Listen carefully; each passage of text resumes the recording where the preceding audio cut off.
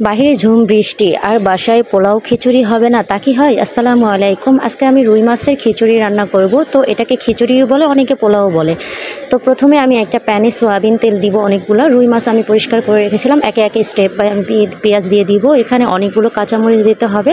তারপরে আমি এলাচি, শুকনা মরিচ, দারচিনি, জিরা সব কিছু দিয়ে দিলাম। দিয়ে এখানে আমি কিন্তু একটু আদা রসুন বাটা দিয়ে দিব। আদা রসুন দিয়ে দেওয়ার পরে আমি কিন্তু সুন্দর করে এগুলো কষিয়ে নেব। তো যাই হোক, স্টেপ বাই স্টেপ আমি সব কিছু দিয়ে দিচ্ছি। আপনারা দেখলেই কেউ যদি রান্না করতে চান এই ভিডিওটা দেখে রান্না করতে পারবেন নিঃসন্দেহ। তো এই রুই মাছের পোলাও বা খিচুড়ি কিন্তু খুবই প্রচলিত বগুড়া জেলায়।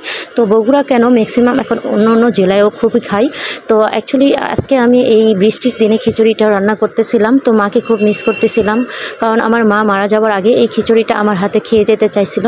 তো আমি এই খিচুড়িটা রান্না করতে করতে আমি আসরের নামাজ পড়লাম আর মার জন্য অনেক দোয়া করলাম, অনেক কান্নাকাটি করলাম।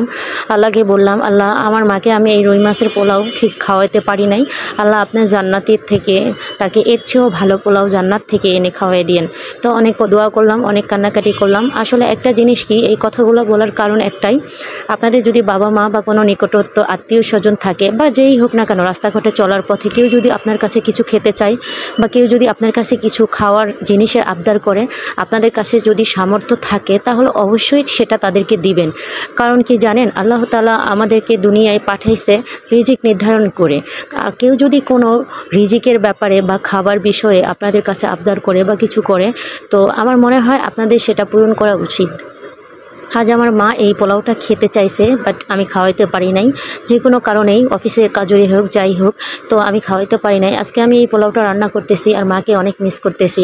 এই পোলাওটা আমি কিভাবে গলা দিয়ে নামাবো আসলে আমি জানি না, আমার খুব মনে পড়তেছে। আমি আসরের নামাজে অনেক কান্নাকাটিও করছি, এই জন্য আমি কথাগুলো বললাম। তো মাশাআল্লাহ আমার রান্নাটা হয়ে এসেছে। কেমন হলো আশা করি অবশ্যই জানাবেন। আর এই বগুড়ার বিখ্যাত রুই মাছের পোলাও আপনাদের কাছে কেমন লাগলো সেটাও কমেন্ট বক্সে জানাবেন। তো ইনশাল্লাহ আশা করছি ভিডিওটা আপনাদের কাছে অনেক ভালো লাগবে, আশা করছি।